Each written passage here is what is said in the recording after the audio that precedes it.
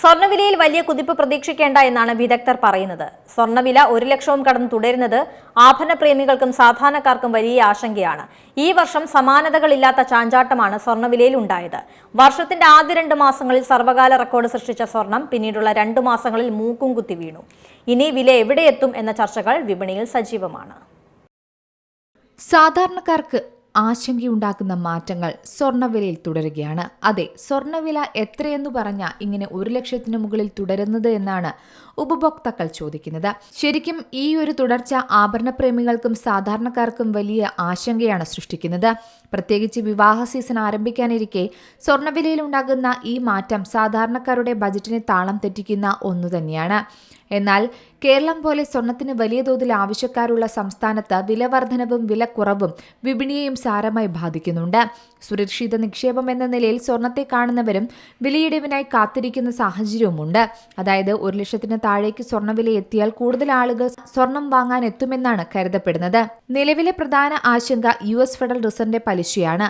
നമുക്കറിയാം, സ്വർണം ഈ വർഷത്തിന്റെ ആദ്യ പകുതിയിൽ വലിയ ചാഞ്ചാട്ടമാണ് കാഴ്ചവെച്ചത്. ജനുവരി ഫെബ്രുവരി കാലയളവിൽ 20% ഉയർന്ന സ്വർണം പിന്നീട് ഇടിയുകയായിരുന്നു. മാർച്ച് മുതൽ 2ാം പാദത്തിന്റെ അവസാനം വരെ ഏകദേശം 30%-ഓളമാണ് സ്വർണത്തിന് മൂല്യം നഷ്ടമായത്.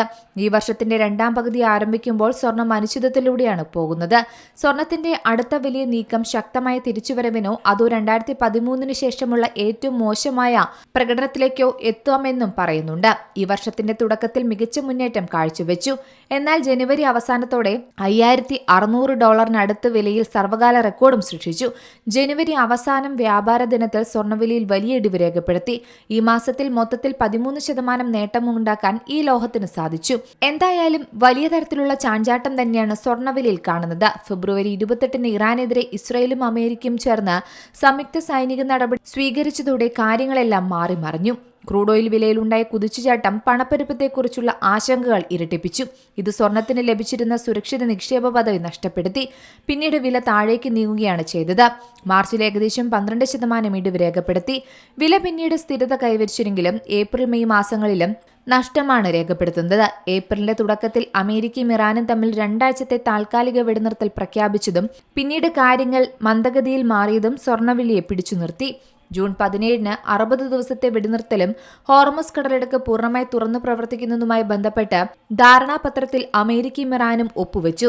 എന്നാലും സ്വർണ്ണവിലയിൽ കനത്ത ഇടിവ് തുടർന്നു. ജൂണിൽ ഏകദേശം 12% നഷ്ടം സംഭവിച്ചു. അങ്ങനെ സ്വർണ്ണവില ചാഞ്ചാടി നിൽക്കുകയാണ്. ജൂലൈയിലും വലിയ വ്യത്യാസമില്ലാതെ തന്നെയാണ് സ്വർണ്ണവില ഇപ്പോൾ തുടരുന്നത്. അതിനാൽ തന്നെ എവിടേക്കാണ് സ്വർണ്ണവിലയുടെ പോക്ക് എന്ന് കൃത്യമായി പ്രവചിക്കാൻ സാമ്പത്തിക വിദഗ്ധർക്കും സാധിക്കാത്ത സാഹചര്യം നിലവിലുണ്ട്. News desk C Malayalam news. ഏറ്റവും പുതിയ വാർത്തകളും വിശേഷങ്ങളും വിരൽ തുമ്പിലറിയാൻ സി മലയാളം ന്യൂസ് എല്ലാ ഡിജിറ്റൽ പ്ലാറ്റ്ഫോമുകളിലും ലഭ്യം.